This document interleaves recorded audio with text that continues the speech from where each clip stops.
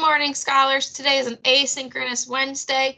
The first thing I wanted to show you are these green check marks. So both of these lessons I have showed you and I've completed and I marked as done, and then they get these green check marks. When you haven't done something, you get this empty circle, and then when it's late, the circle actually turns red, like how this module circle turned red.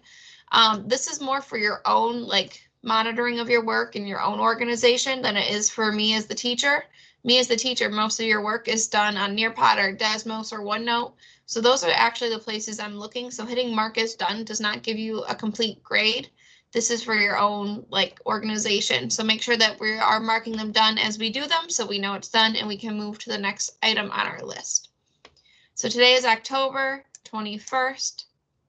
So what we have today we have 3 quick checks for our data wall. I said this one might take a little bit longer because it's kind of the newer standard we're working on, but I just want to get a temperature check for where we are so far with this standard. I know we only just started it, so if we don't do too hot on it, that's okay, because we're just going to show progress next week.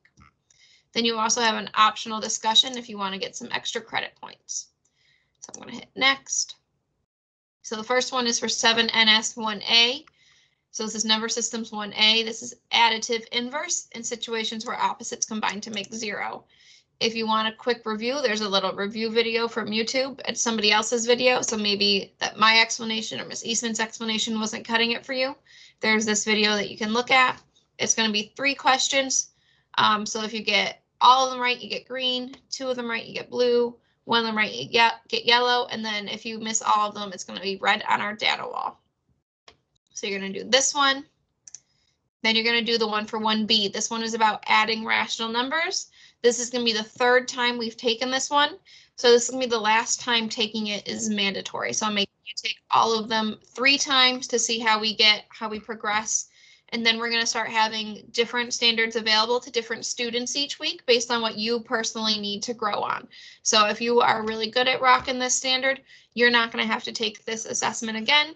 You're going to take one that you need to work on. So maybe you need to work on 1A, or the next one we have is 1C.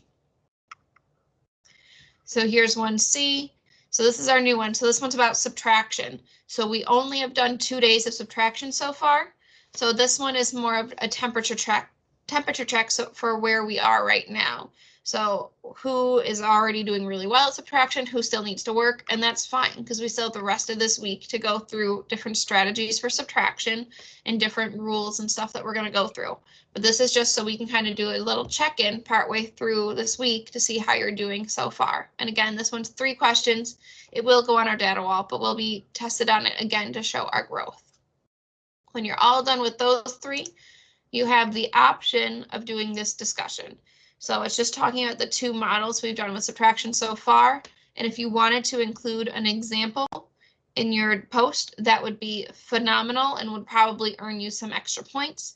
When you're done with the 3 assessments, and then if you completed this upgrade, you are all done for your asynchronous work.